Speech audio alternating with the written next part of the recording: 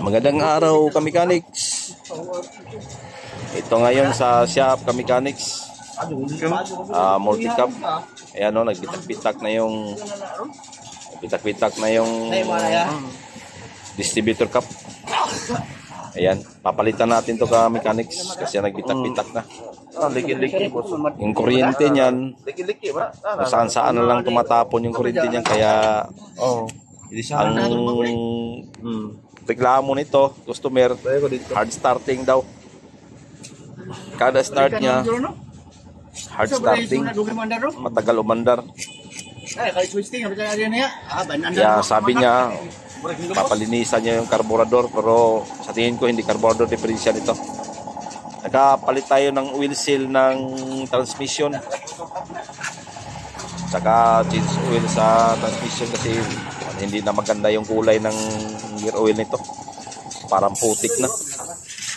Ayan, saka oil seal. Ayan o, papalitan natin ng oil seal yan. Ayan, kasi tumutulo na yung gear oil dyan.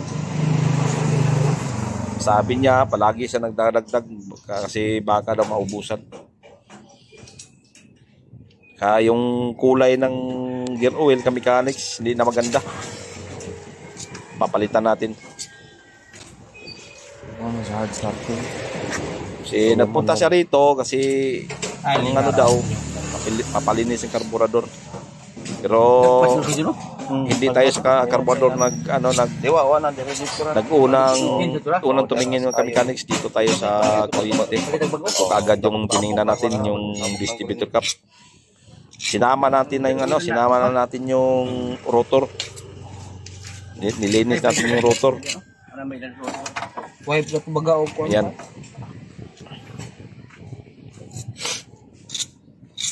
Ayan, nilinis natin yung rotor para maganda yung tapon ng kuryente ka-mechanics. Sigurado po na ito. Banda nito na. Papel po naman ako nabarog hilo. Nana, di hudok. Bukan naman na ito. Ano naman ito eh.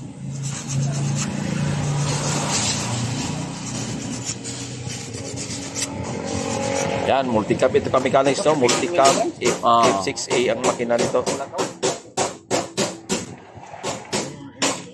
Ang ano nang may-ari, palyado, walang lakas, matagal umandar.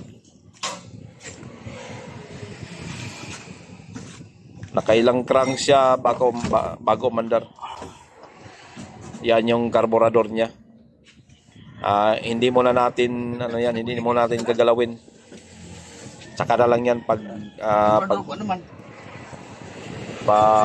napalitan na yung distributor cup, tapos ganun pa rin. Diyan na tayo sa carburetor.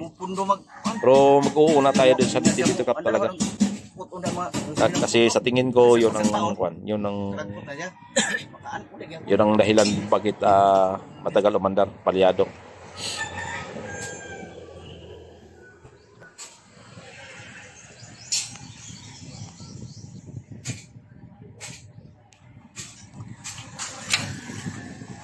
Yan, ginakabit na yung oil seal mga ka-mechanics.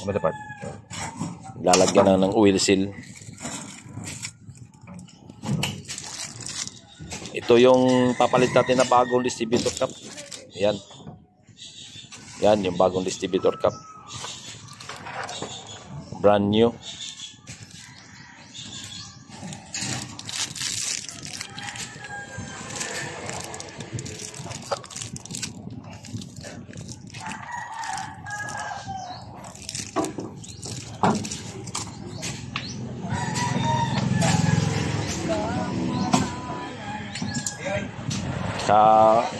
Babalik na yung propeller. Yan, pagkatapos ng oil seal, kabit na yung oil seal, ayan, kakabit na yung propeller. Saka pagkatapos nito, lalagyan na ng gear oil.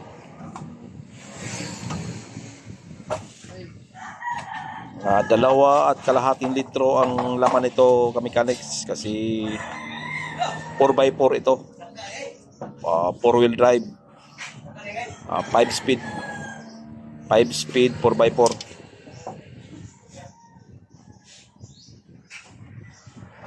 Ayan yung distributor niya, oh, yan. Kanang distributor ka, Bart?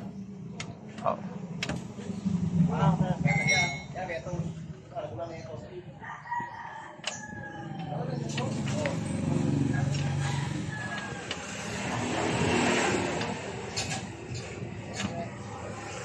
Ganito talaga kami mechanics, hindi muna gagalawin lahat ng kuan. Yung step by step talaga nito, pag ganun palyado, step by step ang gawa nito kami mechanics. Hindi yung galawin na lahat. Yan, depende sa iyo kung anong unang gawin mo. Kasi kami dito pag ganito palyado, una kami sa kuryente muna kami. Tapos pag naayos na, lipatan naman kami doon sa gasolina, karburador, kung filter, kung ano saan. Hindi yung sama-samang gagalawin lahat. Yung si Innova ka mechanics, ayan, yan, ginagawa pa yung Innova.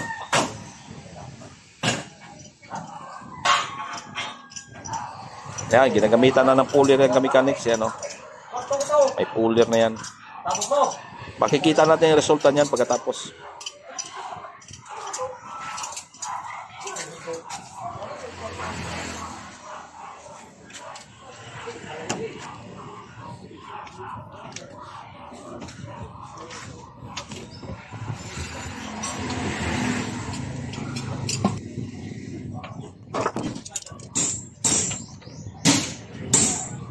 Ayan, tapos na nilagyan ng tapos na nilagyan ng gear oil.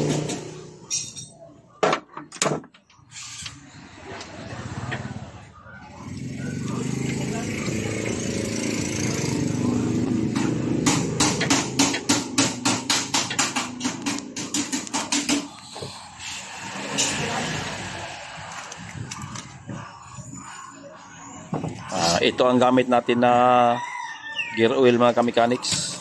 Zig ATW90 2.5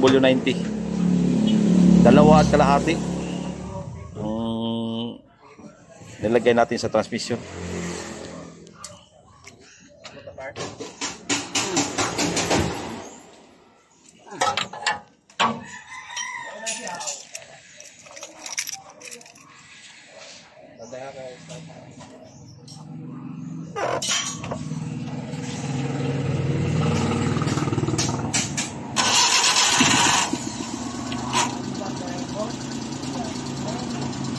Ayan, ka-mechanics, one click na. Yun ang sinasabi niya na, nakailang susi siya, nakailang crank, ayaw. Pero dito ka-mechanics, one click na siya.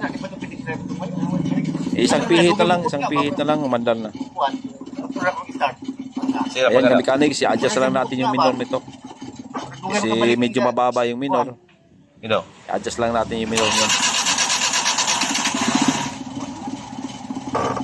Yan, one click na siya.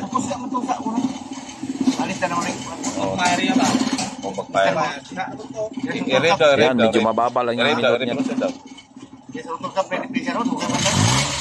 Adjust natin ng minor. Okay na yan. Kasi yun ang isang dahilan ba't nasisira, madaling masira yung starter ka-mechanics, yung crank ng crank. Pihit ka ng pihit ng susi, tapos ayaw mandar. Yun ang madaling masira, maghihilit yung starter niya. Kaya tingnan natin dito sa loob. Ayan i-adjust lang ang niyan, i-adjust lang ang minor. Kaya nga may ayan umaandar na ka-mechanics. Ayan maayos na yung andar niya. Salamat sa panonood ka-mechanics. Thanks for watching. May natapos din tayong multicam ngayon. Okay na.